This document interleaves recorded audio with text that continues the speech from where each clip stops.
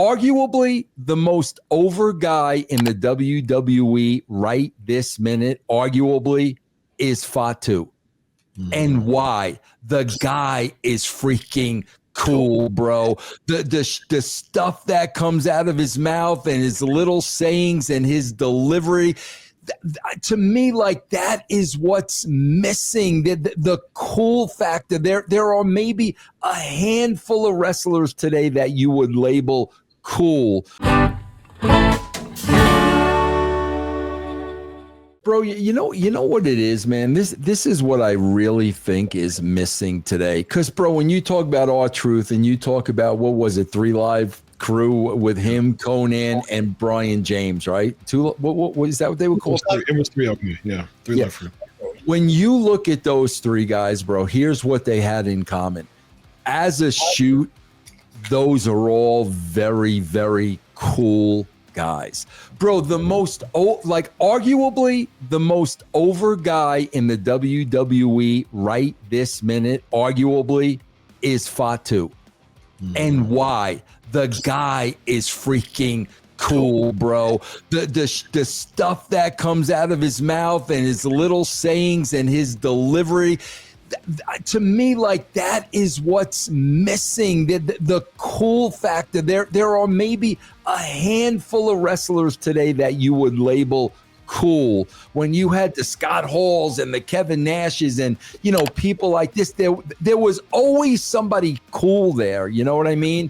And I think that's why Fatu is really getting over the way it's not the way they're writing for him. It's not the freaking creative. The guy is just cool, just like Ron Killings was. He says cool things. He's a wild man that destroys people and jumps off stuff and wrecks fools. Yeah, dude. That is cool, and that's what wrestling should be. Cool. I mean, it feels authentic. It's not a gimmick. Yep. You know what I mean? And that's what's working with Fatu.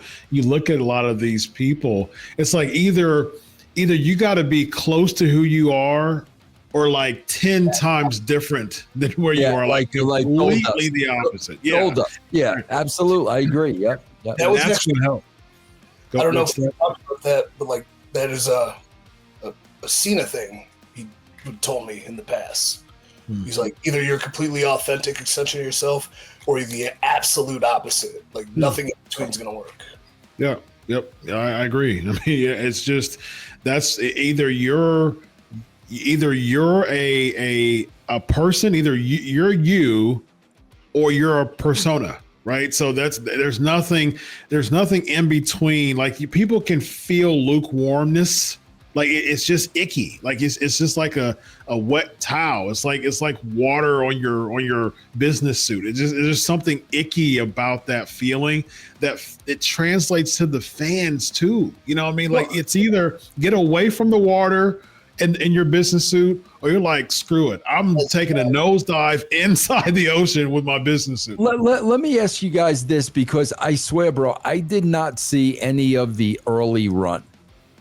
When Cena first showed up on the scene, was Cena looked at as cool? Like I don't get the cool vibe from Cena. So what got him over?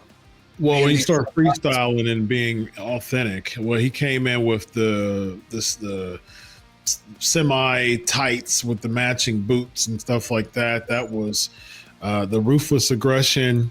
People weren't buying it. He ended up getting booed because people just weren't buying it.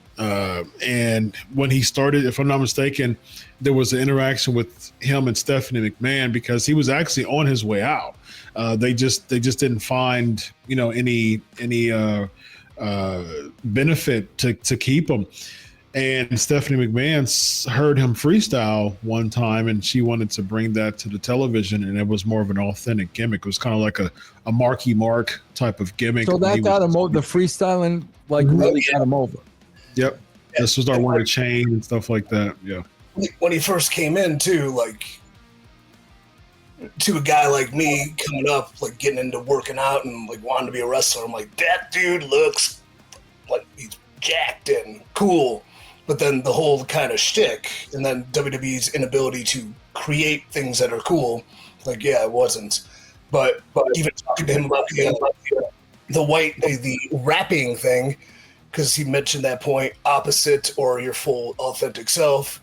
Mm-hmm. And I'm like, so wait, you knew how to rap? But like, he's like, well, I hated those guys so much, you know, these white dudes looking like, you know, fools rapping outside of 7-Eleven. Like I learned to just so I could be better at it than them. And so, well, it really paid off now, didn't it? So. Yeah, it's his way. That's his version of what we used to call back in the streets, the upbringing that I was at, we would call it playing the dozens. And so basically that's what he did in front of 7-Eleven. He learned how to play the dozens and riff on other people. I think when it comes to John Cena, he was his creator, wrestler, player B as he possibly could be when it comes to his early run. Man, he looked like a daggone SmackDown versus Raw creator wrestler. I mean, like it was as generic as it possibly can be. Right from the factory. Yes, I mean he talk about a prototype. He looked like a creator wrestler. Man, he looked like a prototype. So. And like what got him over in OVW, he wasn't allowed to do in WWE. Because I don't know if you see the old stuff where he would like cut a promo and then he like it's wild reverse what he was saying. Like he'd say it backwards. What a weird guy, John. You're weird. I love it. Yeah.